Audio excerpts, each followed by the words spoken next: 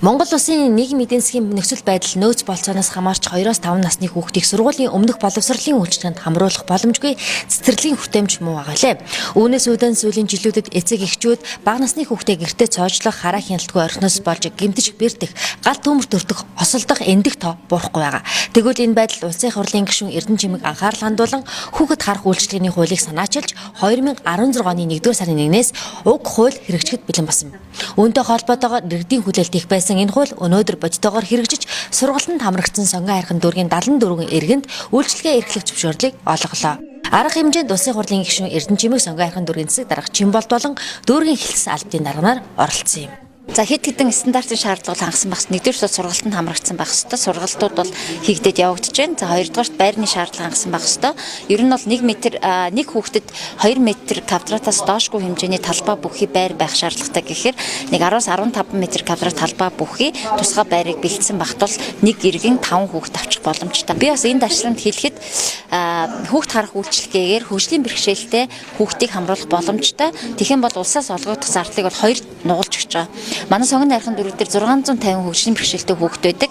Тэгээ энэ бол нас харгалзахгүйгээр өөрөөр хэлбэл 5 нас хүртэл биш 10 эдэн нас хүртэл нь бол хөгжлийн бэрхшээлтэй хүүхдүүдийг хүүхэд харах үйлчилгээгээр явуулж болно. Сонгон хайрхан дүүргийн хүүхэд гэр бүлийн хөгжлийн төвөөс 3 удаагийн сургалт зохион байгуулж 175 сургагч багш бэлтгэгдэж 37 ажлын байранд 74 багш нийт 350 хүүхдэд үйлчилгээ үзүүлэхэд бэлэн болжээ. Сонгон хайрхан дүүрэгт бол 450 иргэн хүүхэд харахаар үйлчилгээнд хамрагдах төсөв суусан.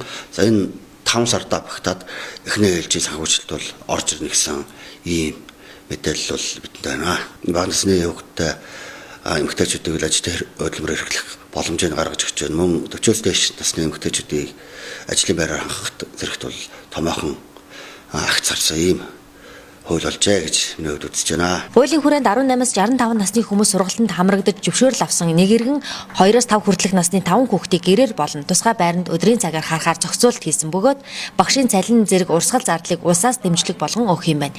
Нэг хүүхдэд оногдох хувьсах зардлыг 116 мянган төгрөг буюу одоогийн цэцэрлэгт оногдож буй зардалтай дөөцүүлэн олгох бөгөөд эцэг эхээс гаргуулах нэмэгдэл төлбөрийг энэхүү дөнгийн 60%-аас хэтрүүлэхгүй байхаар заажээ. Манай сонгон хайрхан дүүргийн 26 дугаар хороонд одоо улсын цэцэрлэг байдаг. Тийм учраас энэ хууль маань хэрэгжснээр бас хүмүүс нэлээд ашиг хөдөл өгж байгаа сайн хууль болсон гэж үзэж байгаа. Өнөөдөр биднээс энэ хүүхд харах үйлчлэгийг хүлээж авч одоо цааш үйл ажиллагаа явуулах одоо аль биесний юм ихтэй боллоо. Хүүхэд харах үйлчлэгээний хууль хэрэгжиж эхэлснээр цаашдаа сургалтанд хамрагдсан иргэд өөртөө ажлын байр бий болгож ажил хөдөлмөр эрхлэх боломжгүй бага насны хүүхдээ харан гэртээ суугаа залуу эцэг эхчүүд ажил хөдөлмөр эрхлэх боломж олдож байгаа юм а.